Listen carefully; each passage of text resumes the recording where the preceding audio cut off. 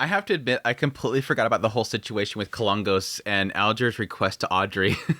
That was the other thing that was brought up in the first season that they completely just sidetracked from. Like, oh yeah, Alger has like this whole like request to find this pirate, and he's sending Audrey to go do it. I think they implied later on that Klein was going to have to contact Azik in order to help out Audrey. But it was one of those things where, again, it was introduced and then move on.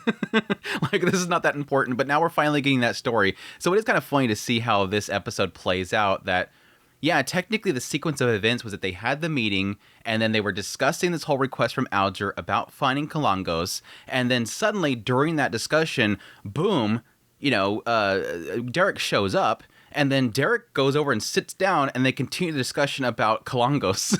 So it's kind of like interruption. So as we were talking about, yeah, this guy's like really powerful. But yeah, Colongos, it seemed based on that little brief introduction from the first season, this guy was going to be like terribly strong. And it seems like based on how they have described his abilities and his pathway and everything like that, this dude's going to be a threat, so I can totally see them having to get Azik involved. Azik, I think he is at that particular town, so he technically could help them. It's just, is he available, and is he going to be able to help them out? Because, again, this dude looks crazy. He's sequence 6, and then he also has what I'm assuming is a sealed artifact. They haven't said the word sealed artifact so far, but everything is pointing to it has to be a sealed artifact. They said something to the effect that it had been something from a shepherd. A shepherd has left this behind, and that typically is a sealed artifact. I don't know if it is a sealed artifact or the other thing. I forget exactly. There was 2 different ways of describing it, but this is this object that this guy is using that is giving him sequence, 5 powers. This guy is incredibly powered with this, and we imply the fact that Force Wall potentially has one as well. I'm thinking that bracelet is probably from a sequence 5 traveler. So again, it's like this little convergence of like sealed artifacts and really powerful people all coming to one location. It doesn't seem like a government overthrow, but it seems like something to the effect of trying to take down certain powers because it might threaten the pirates. They have that whole ceremony to send the ship off, and it seems to be so that they can take over the seas again from the pirates. And obviously, if this guy is a part of those pirates trying to get into the top 5, he's going, or become the 5th. he's in order to prove himself, it is to take down this kingdom and their threat to their group. Really cool stuff. Really good episode 2 of the specials, The Marked Hunt Part 1. Looking forward to seeing how it goes in the second part. I was tempted to wait until both episodes release before I make a video on it, but like, there's just too much to kind of chew into. I'd rather just make 2 separate videos than like spend a long time with a massive video. But so hopefully people enjoy at least my theories about how the direction this can go. Honestly, if we watch the episode 3, then everything's going to be resolved and there's no speculating. So let's just get into it scene by scene like I typically do. Open up the episode with this little scene with Alger and his relationship with Colongos. It implies the fact that 2 of them are really good friends, or at least Colongo kind of took care of him, seen him as a brother for the longest time. But at some point, Alger sort of broke away with him and, betrayed him at some point. And now Colongos is going to take him out. Now, it does, based on what Alger's saying, he was planning on getting rid of him the entire time. It was like one of those things where, like, I was taking care of you. You were like my brother. I wanted to take you under my wing. We could work together to stand above everybody. But no, you betrayed me. How dare you? I even kept you a secret from everybody else. And Alger's like, no, you were going to kill me the whole time. It implies the fact that he felt Colongo at some point was going to do this. Now, this is where we get into sort of his abilities. The first thing that we're introduced is the fact that he's able to seemingly absorb people. And yeah, the moment that I seen that, I kind of felt it might be similar to the one that Lovia was having in this first episode. Lovia Tiffany, she was a shepherd, and she was able to like eat people and like consume them. I just wasn't sure if it was going to be specifically that, because it was just kind of him grabbing the individual and then drain the life out of them. It wasn't necessarily munch. But as we see at the end of this episode, yeah, similar looking teeth and everything coming out of his arm when he goes to attack, Force and Zhao. So yeah, I kind of assumed that might be a similar thing here. I just wasn't really coming to that conclusion because it's pointing out that he's wind blessed. He's Sailor Sequence 6 wind blessed, which again doesn't sound like Shepherd unless it's another thing within that thing. But because I don't think we really got a sense about what Shepherd was when it was talking about it before. No, it did. I think it said it was supplement. I think it was a supplement.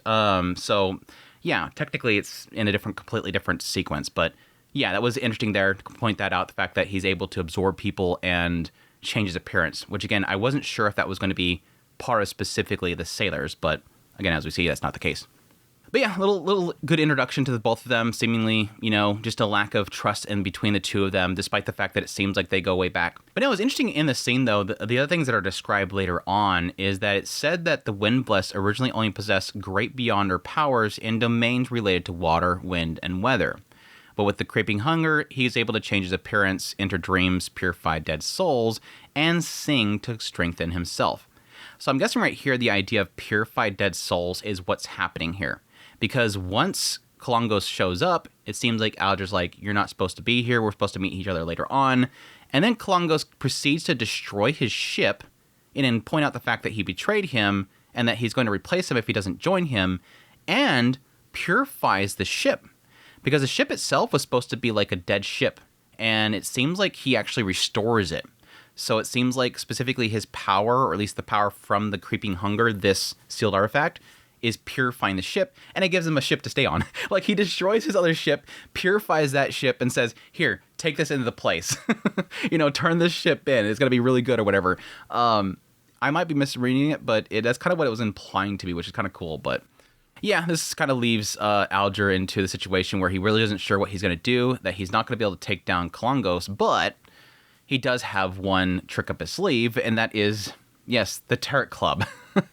That is the interesting thing. And that entire meeting for the Tarot meeting is essentially Alger trying to push Klein to take action. He's like, I don't really have an option. I can't take down Colongos, but I have the Tarot Club. I have the Fool. I only have one option left. So in the entire meeting, he's thinking to himself, if I can only possibly get the Fool involved. It's almost like he's presenting it to Audrey, knowing that Audrey can't do it, hoping that the Fool will get involved, that he'll include the Blessed. Like, at some point he even says, can you get your Blessed involved to help me out with this? I got to get involved with this. Can you give me somebody to assist me with this whole situation? I told you how powerful he is, and I'm going to have to confront him. Please? And even Audrey's going along with it, also thinking the entire time, will he help out? They're obviously in way over their head. They're talking about something they should not be getting involved with. Colongos seems incredibly powerful. Again, he's a sequence 6 with a sealed artifact that's giving him the powers of a sequence 5, and they've implied with what Derek was saying, this sealed artifact can consume other Beyonders and gain their powers. They need his help. They need his help. Nudge, nudge. Please, Fool, help us out here. It's kind of interesting, that entire conversation. But yeah, this is the scene where we got, again, previously, where Alger asks Audrey, hey, can you help me finding this person? Is this individual? He's this power. And yeah, be very careful. Do not get caught looking into him, because he'll destroy you. You will meet a very gruesome death.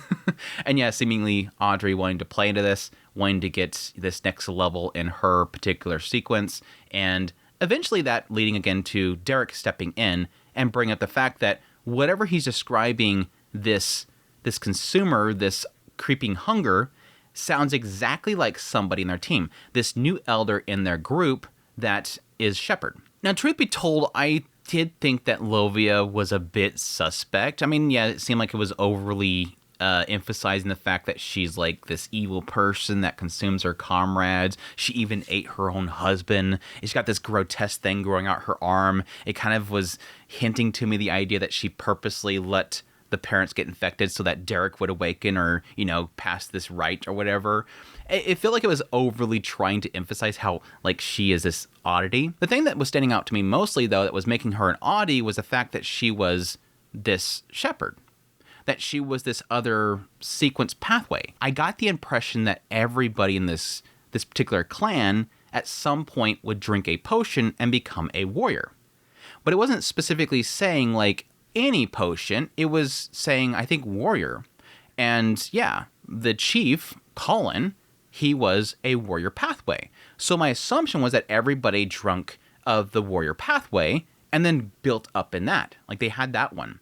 But no, she had something else. So she was kind of an oddity. She just pops up, she's an elder, and she's shepherd.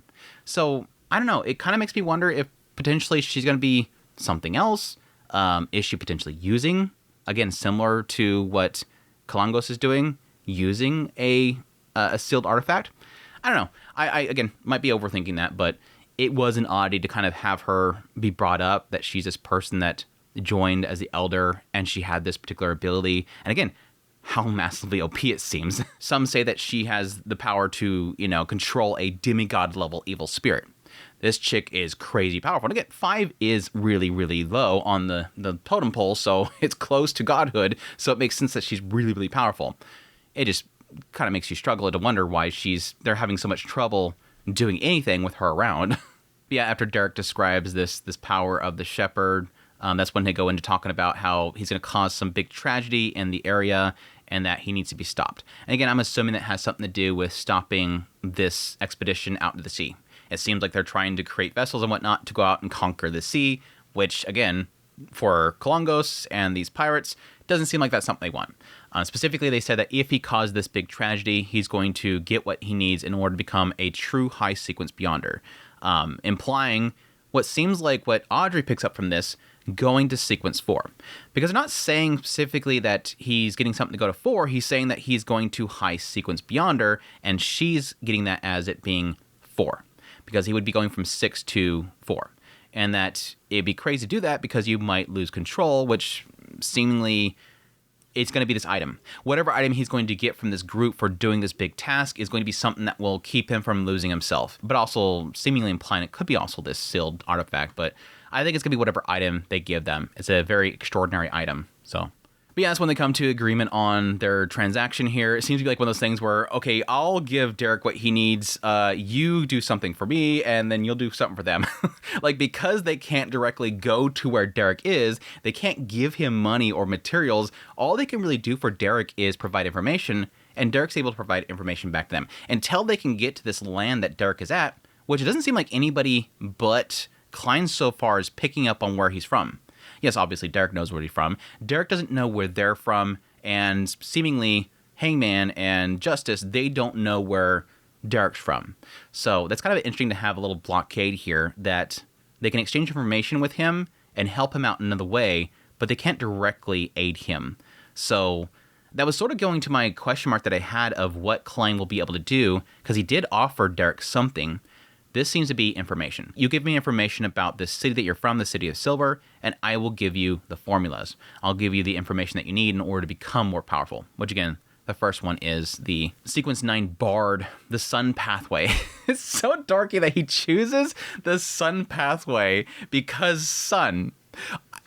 I'm going to laugh if the Sun Pathway has nothing to do with like creating a sun, because he's like, I want to be the sun for my people, so I want to be Pathway Sun. It's like, okay, but does it let you grant them a son, or is it just named Sun? So yeah, I'll be curious to see what Bard is able to do and if it's something that will actually help him. It would be interesting if specifically things like the Bard will have abilities that will essentially be able to help them with their need, because again, they're dealing with famine, they're dealing with essentially morale being low, death being everywhere, or potentially able to cure this curse, this losing of control, which again, I am assuming might be just the fact that they're beyond their abilities or going out of control. Could potentially the Bard have some sort of soothing capability? Again, Bard doing music, soothing capability to cure people. Which really is tragic in its own right, because that means that he just got what he needs to literally save his family that he just stabbed the crap out of. That could actually be a very tragic next step for Derek, is to learn that he now has the ability to cure it. A little bit too late. We'll see, because it kind of implies that this is literally within the same day, because he had to kill his family. He goes off with the present. Praise is brought in there while they're talking about Colongos. And then he sits down and starts talking to them about the situation and gets the formula. Now, he's going to have to still make the potion and everything, but still. Anyways, they wrap up the transaction. And again, the emphasis here on the idea that this is going to be a very powerful foe. And again, they keep kind of nudging Klein. Hey, can you help us out with your blessed one that's going to make this transaction for Audrey? And he's like thinking to himself, I don't actually have anybody called that's a blessed. I'm assuming that he's just going to do the transaction himself, or ask Azek to, make the transaction for him or whatever. Because I know he, at some point, contacts Azek in the first season. And I think back then my assumption was that Azek was going to get involved with this. And again, that's my assumption. That's going to be the person that he's going to have help them out, because again, I don't see anybody else handling Colongos. Now, I don't think they've said specifically what Azic's sequence number is, and again, in the comments, I don't need to know if it doesn't actually say. I know they call him Corpse Collector, but they have implied that he's really far up there. If I remember correctly, at the time that I was speculating, I was thinking that he potentially could be at least 4. Maybe 3. Maybe 3. He's got to be way up there. Based on his whole backstory and him being like this unkilling thing with this massive summoning skeleton thing, he's got to be really powerful. Like, he's undying. This dude's crazy strong. But yeah, they've implied that he's terribly powerful, and I can see him being somebody that could potentially go up against Colongos. Which does make me kind of wonder that because Colongos is only 6 right now, yes, he has this other thing with him that's a 5, which, combined power there. This makes me believe that he's going to execute on doing something with that, or at least getting into it, of taking down this military or this ship. And then during the process, they're going to step in and give him what he needs to go to 4. He's going to overcome it and then go up against Azic with it. Because I don't see him as a 6 currently with a 5 in his hand going up against Azic. So we'll see though. Anyways, that's when we cut over and see the military base. We see the king show up. They send off this big, ship, ironclad warship. Thing's huge. I was more impressed by the fact that they had flying ships.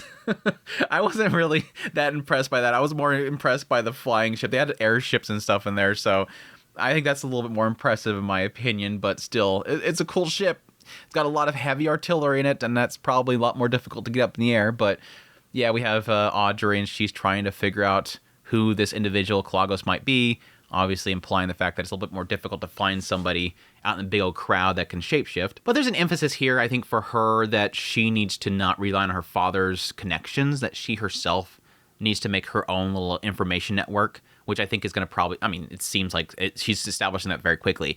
With the connections to Force and Zhao, I think she's pretty much made a massive leap there, which I guess we can get into now. Yes, at some point, a friend of Audrey shows up, says, hey, I met this Beyonder that's not a part of the royal family. They want to meet you. She goes into a meeting room, and then eventually she's confronted by a force wall. Sequence 9 apprentice, and she has the ability to transport herself.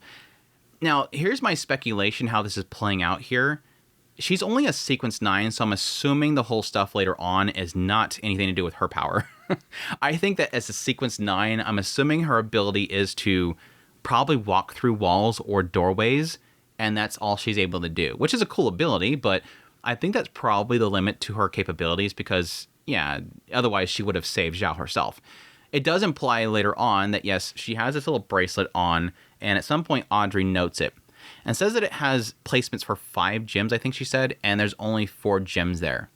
Later on, when they, escape from Colongos, it looks like she only had 2 left on there. So I'm assuming that each of these gems represents a usage of power. And based on what Colongos says at the very end, that's the power of a sequence 5 traveler. And I'm assuming that probably traveler is within the same apprentice sequence that Force is.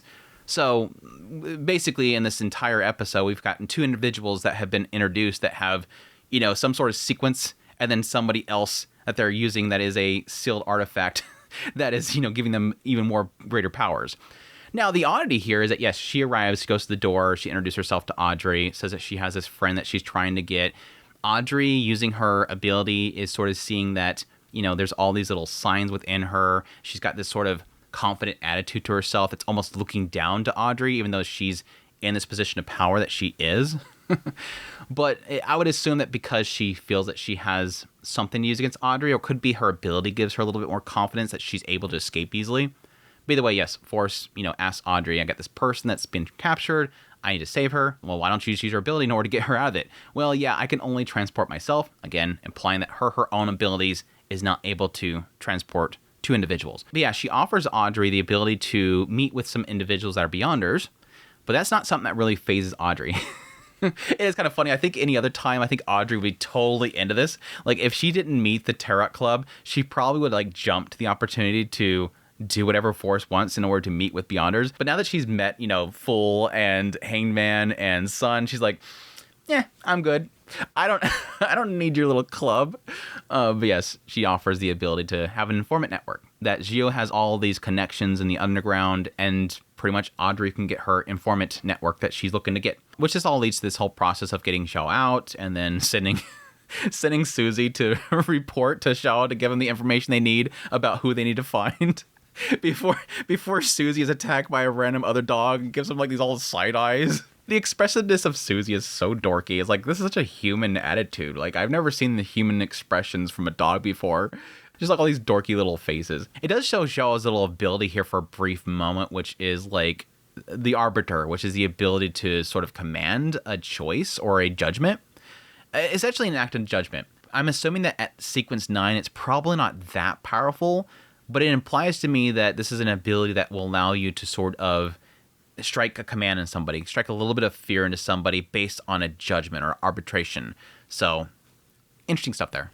Yeah, they go around and eventually get a lead, end up finding the body of somebody before being attacked by Colongos, and Colongos goes to consume them, and Forest Wall has to use her artifact to get them out of there. And again, it seems to look like she used 2 charges in order to get Xiao and her out of there. And Xiao immediately says, you had to use an extra gem. Will that affect anything? I'm really curious what this bracelet actually is. Again, is it specifically a sealed artifact, and does it only have a certain amount of charges?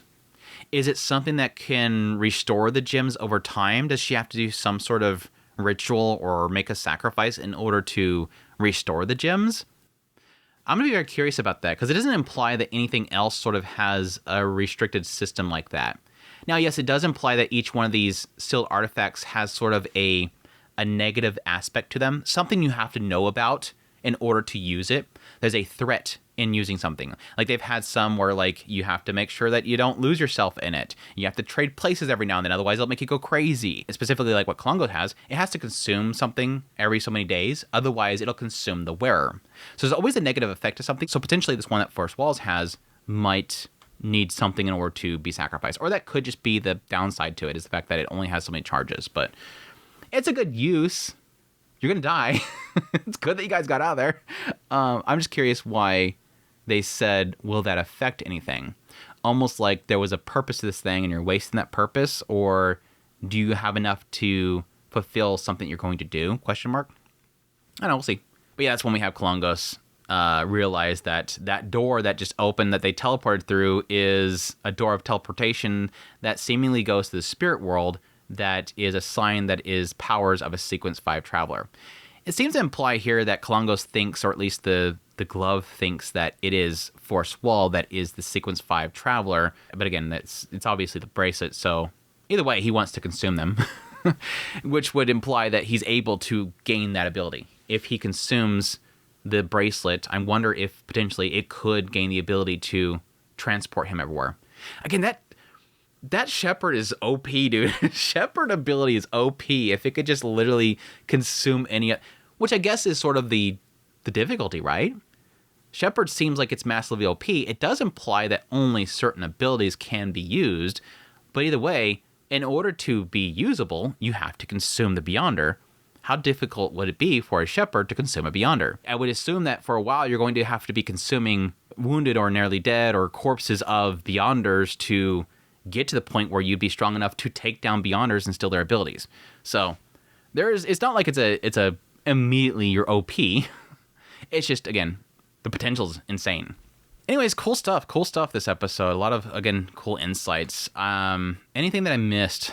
Yeah, that's it. That's a really good episode. Again, episode 2 of the specials, Marked Hunt Part 1. Looking forward to Part 2 in the next coming days. Again, once the episode comes out, I'll watch it and get a video up for you guys. But it's been a really good watch so far. It makes me excited for Season 2, which they're kind of implying might be this year. They're kind of implying that it might actually be this year, which is absolutely crazy with how many episodes it's going to be. But 10-cent money, man.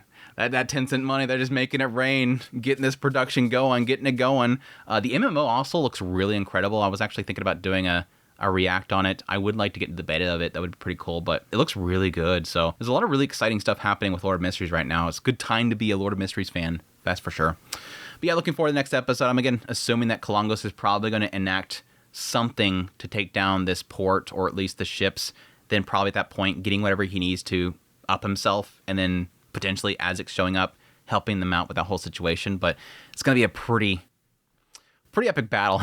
Pretty epic battle. But anyways, hope you guys enjoyed this video. As always, if you did, hit the like button down below. Until next time, take care.